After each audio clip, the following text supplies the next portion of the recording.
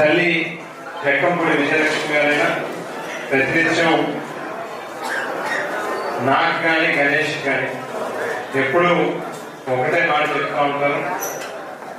ఇవాళ ఈ స్థాయిలో ఉన్నాము అని అంటే దానికి కారకులు కార్మికులు.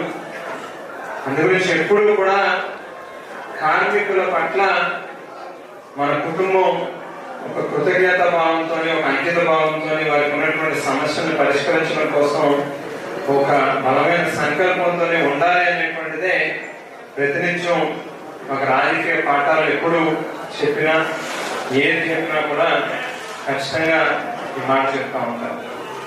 అందుగురించి డెఫినెట్ గా మీ పట్ల మాకు ఆ రకమైనటువంటి అధికారంలో ఉన్నటువంటి సమయంలో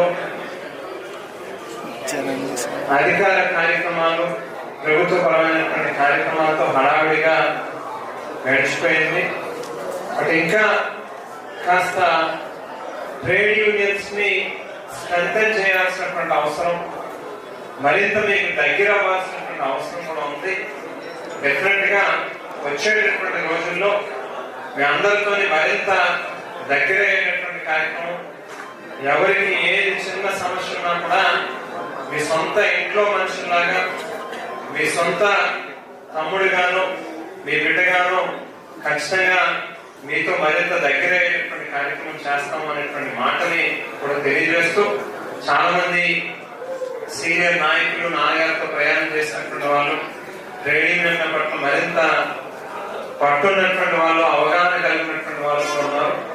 ఖచ్చితంగా వాళ్ళందరినీ కలుపుకుని మీ అందరికీ కూడా దగ్గరైనటువంటి కార్యక్రమం చేస్తాం. రాజమండ్రి నగరంలోనే కాదు, తూర్పుగోదావరి జిల్లా మొత్తంలోని అన్ని సంఘాలని కూడా, వివిధ రంగాలలో ఉన్నటువంటి కార్మిక సంఘాలందరినీ కూడా ఒక తాటి మీద తీసుకొచ్చి అందరికీ ఒక ఏదైనా చిన్నదో పెద్ద ఏది సమస్య వచ్చినా వారి పక్షాన్ని నిలబడేటట్టుగా